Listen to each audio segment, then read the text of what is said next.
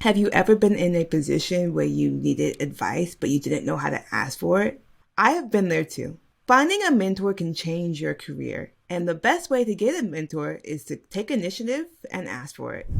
Hi, everybody. It's Samantha and Sydney, and we're back with another episode that you don't want to miss on the Deeper Than Tech podcast, where we talk about how to grow your career in an industry that was not designed with us in mind. Before we dive deep into this topic, head over to Apple Podcasts and give us a 5-star review.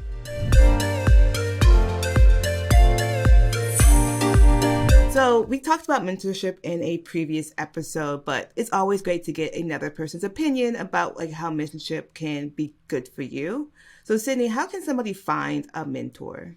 So I've actually talked about this before in my own content. I think that it is really good to be able to evaluate what exactly is either first off attracting you to this particular person that you might be thinking about asking to be your mentor. What strengths do they have that you may not have? Potentially, what is it about their feedback or what you've been able to concur from your conversations and interactions with them that has some sort of advantage to improving whatever you're hoping to improve in yourself. And also thinking about this, what are some things that isn't the greatest about this particular person that you may not love, or something that you're a little bit hesitant to get in terms of a conversation with this particular person, because that will help you filter out who exactly might be better to communicate with you going forward. And from there, I think that being able to list out all these advantages and disadvantages, being able to filter that out going forward will help you kind of figure out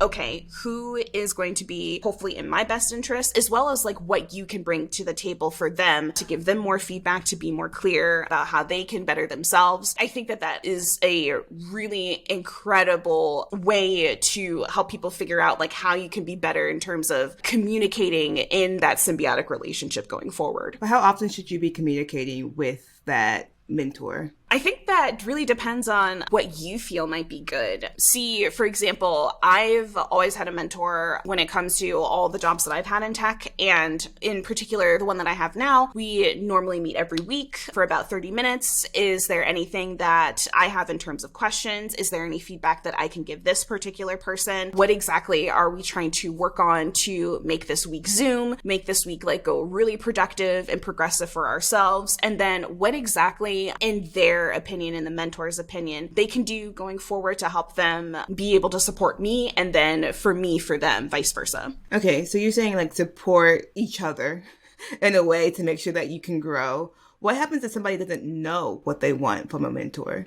I think that is going to be where you're needing to kind of stop and self-assess what exactly you're going out and looking for a mentor for, because there's clearly a need. There's a reason why you're thinking about this. And sometimes it might not always be obvious. And so being able to have that self-awareness to be able to ask people questions about what exactly their experience is about. You have decided that there is something about their quality of work, whatever they're particularly doing in terms of communication, in terms of leadership, in terms of feedback, that you're hoping to get from them, either in a way that you feel kind of jealous about, envious about, inspired about.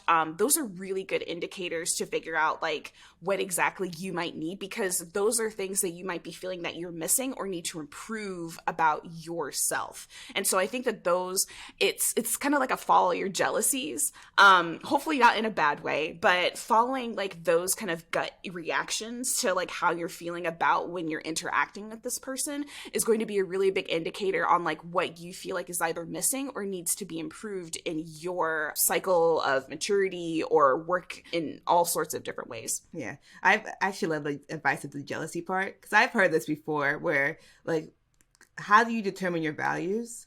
The best way to determine your values is what about somebody else irritates you. And yes. That means that is your value. Oh my gosh, yes. As soon as I figured that out for myself, that opened so many doors, because I realized that there's so many things that I wasn't sure that I understood about what I wanted in terms of my career. And having to like look up to so many people and figure out like what like really irritates me about that. And it's like, oh, I want this, like I want that type of career. I want to be able to do like front end and back end. I want to be able to be super dangerous in JavaScript, and I want to be able to do this type of content. All of that really helped me figure out the direction that I'm going. And it's not necessarily in a bad way, like, oh, it's like you have to think of like jealousy is, first off, the Latin word that it is rooted into is zealous, being very inspired or just like moved by something in particular. And we kind of give that like bad notion because the green-eyed monster and everything like that. Like, yes, that does invoke a certain type of feeling, but like being able to understand yourself and grounding yourself in like what you are noticing about like that gut reaction is so helpful in figuring out like what your values are, like you said, as well as like who you might feel that you're able to trust into getting more of that maturity, that growth that you need for yourself. I can't say it better myself. I'm glad. Yeah. I didn't know that was a Latin word for jealousy. I learned something new today. Is there anything you should do to prepare yourself to reach out to a mentor? Yeah, so I think that being able to list out some of the things that you're hoping to get out of your mentor, of course, making sure that you have that evaluation for yourself before you're able to reach out to them. Second off, figuring out what exactly you bring to the table as well. Some things that you feel like you are able to do, making sure that you are very clear on what type of feedback that you potentially need. Also being clear on knowing that you are able to assist them in any way that they're hoping to ask you in terms of the symbiotic relationship, as well as making sure that you're kind of clear in like what your particular needs are in terms of like the time frame, and also making sure that you are willing to do what they're asking you within the bounds of like, as long as they're not like having you like do any creepy stuff or anything like that, like making sure that you are willing to go the distance with what they're asking you to potentially do, because most of the time,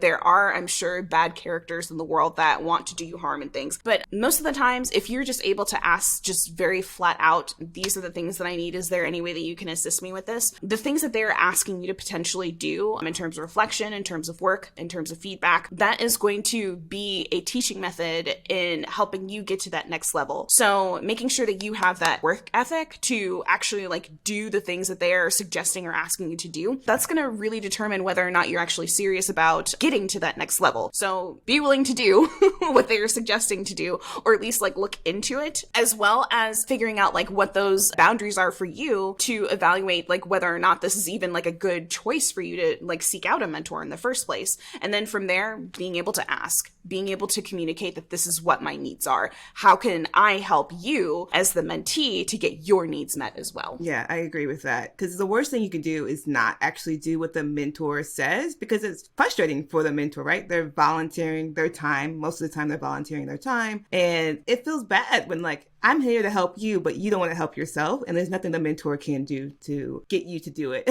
So exactly. It's up to you. Yeah, absolutely. Yeah. Can you give some examples to people like what kind of goals that you can have in a mentor relationship? Yeah, sure. They can be as small as you want. I want to be able to solve coding challenges with you for 30 minutes every week or something to that effect. Or maybe it's that I want to, in 3 months, be able to fully set up a back-end project in like this amount of time, or with these particular things going on with this. It can really be as much as you want, depending on, of course, the constraints of the mentor-mentee relationship. And I think that it is really good to have like these big lofty goals that you potentially want to have like with this person in this relationship, as well as starting off like with figuring out how you can break down those lofty goals into smaller bite-sized pieces as you're going along with the relationship of this person. So me in particular, I have where I am able to, first off, speak to this person about like how I'm able to break down my problems a bit more efficiently as I'm going along with the stories that I'm taking, as well as figuring out like how I can get better at like figuring out stuff with GraphQL, figuring out like what more that I can do in terms of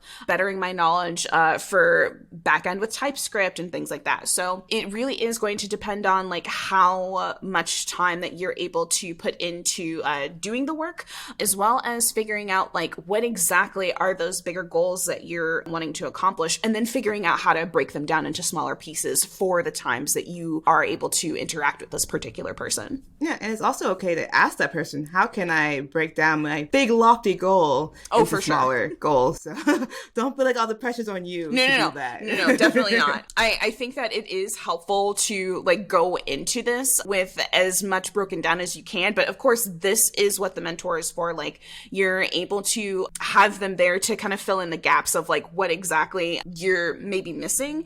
And so being comfortable, again, being able to communicate and ask them those questions, and then how to figure out like what exactly you might need from that to break those down into smaller pieces. Oh my gosh. Again, very much so a life changer. I've definitely encountered that myself. And so, yeah, I'm still learning. I'm still learning and doing that.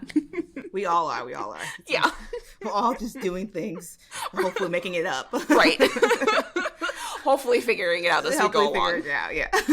Okay, let's say you keep asking for mentorship and no one's like has the time to do that. Are there any ways that you get mentorship besides from like a specific person? I think that making sure that you are finding ways to like learn in public is going to be the best way to get the help, get the suggestions that you need. And that doesn't necessarily need to be like inside of your work circle. I have, for example, worked in public showing people things that I've been able to do on Twitter, on Facebook, on Mastodon, wherever else in terms of social media platforms, LinkedIn, how could we forget about that? And making sure that you're able to share those things that you've been learning, and also just putting out questions into the world on Stack Overflow, maybe figuring out how you can contribute to open source projects. Maybe there are some communities on Discord or Slack that you can get into with local meetups in your area and things. I think that being able to take those small steps,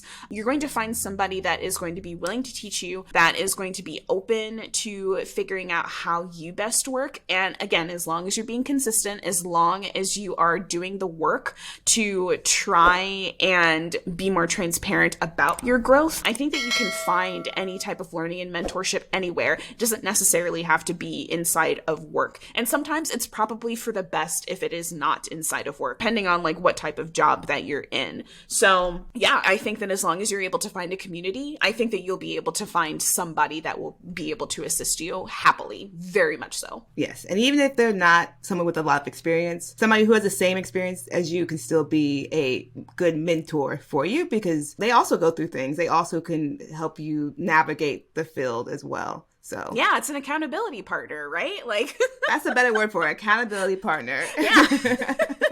I love them. I definitely had that when I was still like a student in like coding boot camps and things. And so that helped me like really understand and experience that people are going through the same exact thing as I am. And it's not just you like acting alone versus the world and things. And so that's really nice to be able to ground yourself in. That's awesome. Sidney, thank you so much again for joining us on the Deeper Than Tech podcast. Until next time. Bye. Bye.